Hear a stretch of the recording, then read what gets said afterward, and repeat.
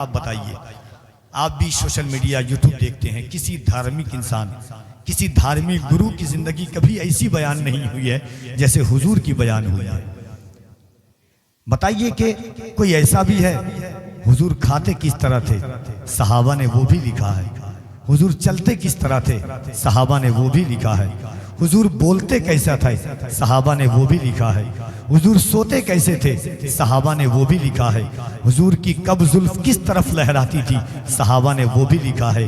ایک تھوک جس کو لعاب کہتے ہیں، لعاب مصطفیٰ، وہی تھوک اگر جابر کے کھانے میں حضور ڈال دیں تو جابر کا کھانا پورے صحابہ کھا لیں مگر پھر بھی کھانا کا کھانا بچا رہ جائے۔ وہی تھوک اگر ایک صحابی کی ہڈی ٹوٹ جائے، حضور صحابی کی ہڈی پر لگا دیں تو صحابی فوراً دوڑنے لگ جائیں۔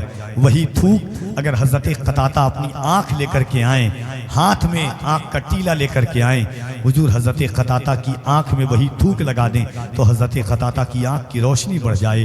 وہی تھوک اگر خیبر کے موقع پر علی کی آنکھ میں لگا دیں تو آشوب چشم دور ہو جائے۔ وہی تھوک آقا علیہ الصلوۃ والتسلیم اگر کنویں میں ڈال دیں تو میٹھا کھارا پانی میٹھا ہو جائے۔ وہی تھوک اگر آقا علیہ الصلوۃ والتسلیم کسی بیمار کو دے دیں تو وہ شفا یاب ہو جائے۔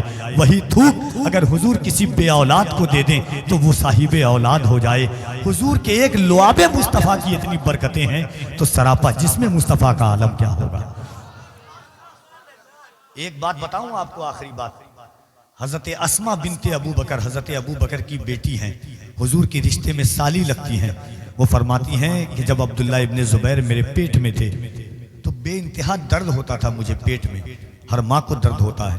فرمایا میں نے اپنے باپ ابو بکر سے کہا کہ میرے پیٹ میں بہت درد ہوتا ہے، جائیں حضور سے کہیں۔ حضور کے پاس گئے، حضور نے اپنا لعاب دہن دیا، فرمایا ابو بکر اسماء کے منہ میں ڈال دینا۔ حضرت اسماء فرماتی ہیں اس کے بعد جتنی اولاد ہوئی ہے مجھے کبھی پیٹ میں درد نہیں ہوا ہے۔ یہ بتائیے حضور کے ایک تھوک کی اتنی برکتیں ہیں تو سراپا جسم، اسی لیے تو میں کہتا ہوں کفیل انور کہ آنکھوں میں میری نور کا پیکر تم ہی تو ہو، سانسوں میں تم ہو، دل کے بھی اندر تم ہی تو ہو۔ اترا رہا ہوں اپنے مقدر پہ اس لیے میرے حضور میرا مقدر تم ہی تو ہو۔ تو آئیے دونوں ہاتھوں کو اٹھائیں، اس مصطفیٰ کو پکاریں اور ایک بار بلند آواز سے کہہ دیں یا رسول اللہ، اور محبت سے کہہ دیں یا رسول اللہ۔ بہت لطف آیا، یقین مانیے آپ کے علاقے میں آ کر کے بہت بہاریں دیکھی ہے، لاکھوں لاکھ، آپ جانتے ہوں گے مجمع میں نے دیکھا ہے، لاکھوں لاکھ کا مجمع دیکھا ہے، ایسے ایسے بھی دیکھے ہیں کہ شروع میں لوگ نظر آتے ہیں، کہاں تک سر ہے وہ نظر نہیں آتا ہے، مگر کچھ چاشنی لذتوں کی محبت کے ساتھ، اور یہ نبی کے بیٹے کی آمد کی برکتیں ہیں۔ میں ہمیشہ ایک بات کہتا ہوں کہ وہی دلیر یقیناً دلیر ہوتا ہے کہ جس کے آگے زبردست زیر ہوتا ہے۔ زمانے والوں محمد کا خاندان ہے یہ، انگوٹھا چوستا بچہ بھی شیر ہوتا ہے۔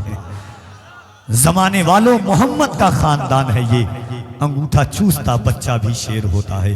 آئیے اللہ آپ کو سلامت رکھے، آپ کی نسلوں کو سلامت رکھے۔ ایسے جلسے سجانے کے بعد روح معطر ہو جاتی ہے، روح کشادہ ہو جاتی ہے، روح کے دلوں کی کائنات سلوٹیں بن جاتی ہے۔ آئیے ملک کی وہ عظیم آواز جناب ندیم رضا فیضی صاحب قبلہ کی آمد کا وقت ہے۔ محبتوں کے ساتھ اللہ کی کبریائی، اس کے نبی کی رسالت کا دم بھر لیجئے۔ پورا مجمع ہاتھوں کو اٹھائیں اور استقبال کر لیں۔ نعرہ تکبیر، اور ذرا محبت سے نعرہ تکبیر، نعرہ رسالت، عظمت مصطفیٰ، ذکر مصطفیٰ، جمال مصطفیٰ، خیال مصطفیٰ، کمال مصطفیٰ، سرزمین صالح پور، نوجوانان صالح پور، علماء اہل سنت، ان اشعار کے ساتھ جناب ندیم رضا فیضی کو کفیل انور برسر مائی کا آواز دیتا ہے کہ یا رسول اللہ، مفادی زندگی جینے کے عادی ہو گئے ہیں سب، یتیموں اور غلاموں سے محبت کون کرتا ہے؟ نبی نے لاج رکھی ہے غریبوں کی یہاں، ورنہ شکم پر باندھ کر پتھر حکومت کون کرتا ہے؟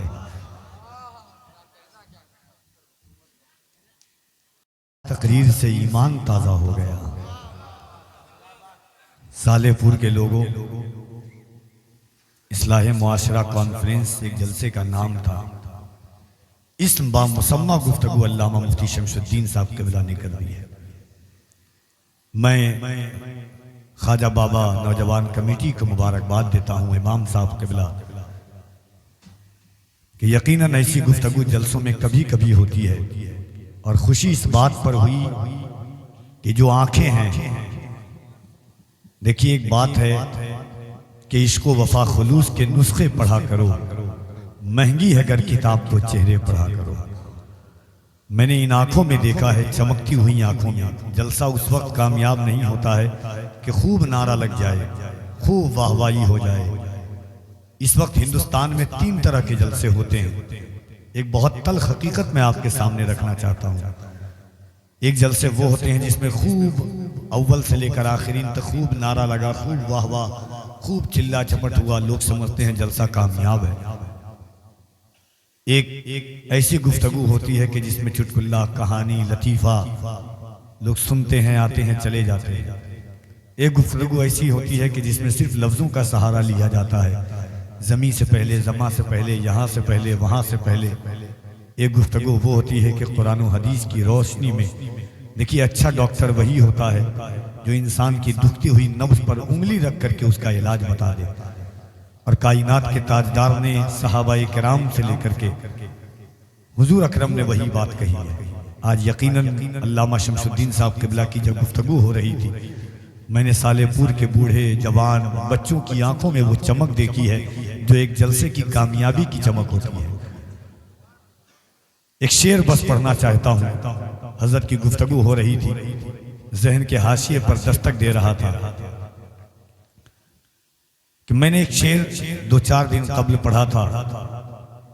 عرس البلاد ممبئی کی زمین پر کچھ حالات ایسے ہیں، شراب کی جو اور نشے کی جو حالت حضرت ابھی ہمارے امام صاحب قبلہ بتا رہے تھے، یہ صرف آپ کے حالات نہیں ہیں، یہ مسلم سوسائٹی جہاں بھی ہے وہاں یہ حالات ہیں۔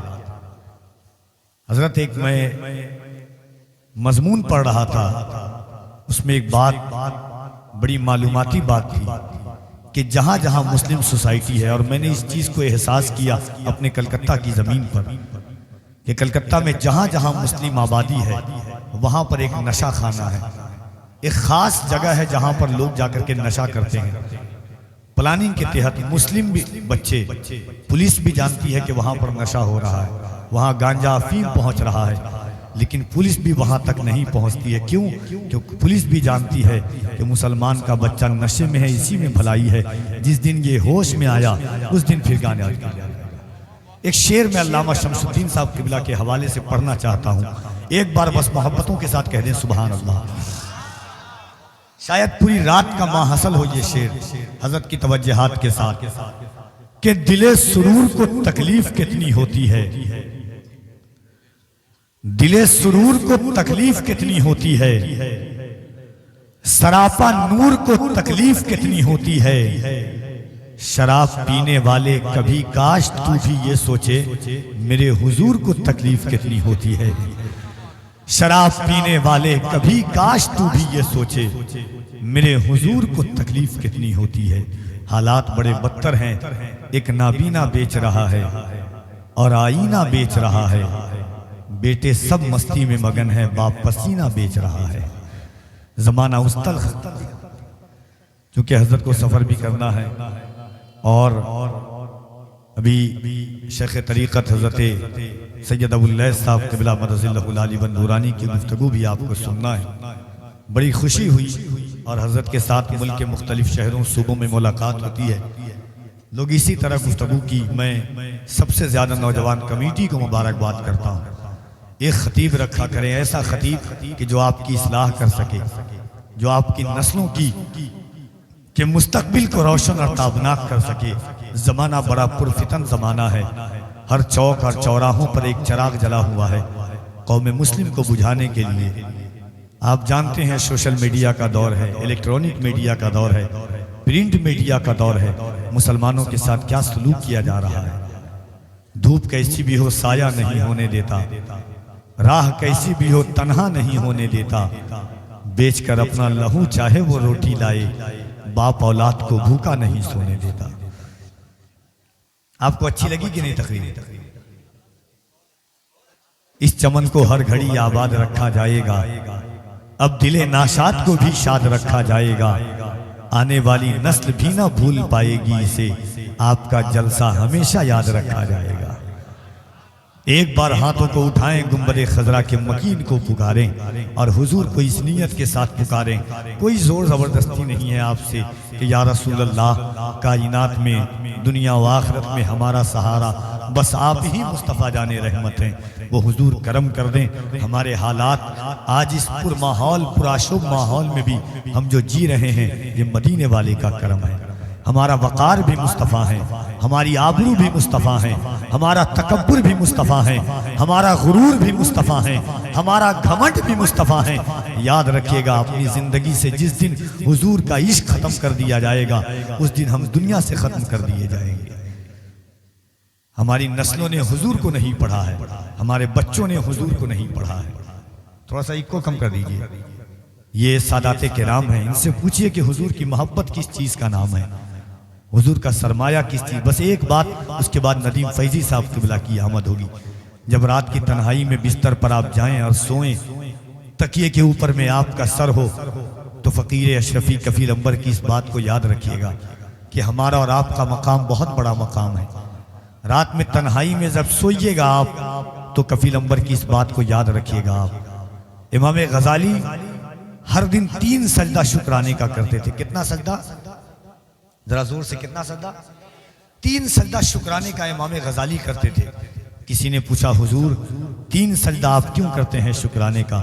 وقت کا غزالی کہتا ہے کہ میں نے اللہ کی تخلیق پر غور کیا، اللہ چرند و پرند بنا رہا تھا، اللہ شجر و حجر بنا رہا تھا، اللہ مجھے چاہتا گلی میں بھونکنے والا کتا بنا دیتا، اللہ مجھے چاہتا پرندہ بنا دیتا، مگر اس رب کا احسان کہ اس نے مجھے انسان بنایا ہے۔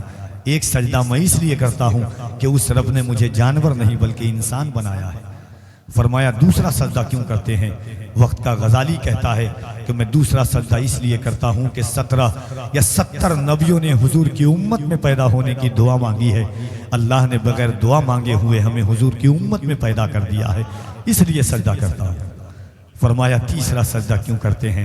کہا تیسرا سجدہ اس لیے کرتا ہوں کہ بہت سارے لوگ ہیں جو حضور کا کھاتے تو ضرور ہیں مگر حضور کا گاتے نہیں ہیں۔ اللہ کا شکر ہے کہ اللہ نے مجھے حضور کا وفادار بنایا ہے۔ کبھی اپنی قسمت پر ناز کرے کہ ہم حضور کے امتی ہیں، خدا کی قسم قیامت کے دن سب سے پہلی ہماری صف لگائی جائے گی۔ اللہ نے ہمارے سر پر کنتم خیرہ امتی اخرجت للناس کا تاج عطا فرمایا ہے۔ کفیل انبر 13 سال سے اس لائن میں ہے، ہندوستان اور ہندوستان کے باہر بہت سفر کیا میں نے دنیا کو بڑے قریب سے دیکھا ہے۔ حضور کی پوری زندگی کو آپ ہٹا دیں، صرف ایک بات پر آپ غور کر لیجئے گا تو خدا کی قسم کوئی کائنات میں ایسا نہیں ہے۔ ایک بات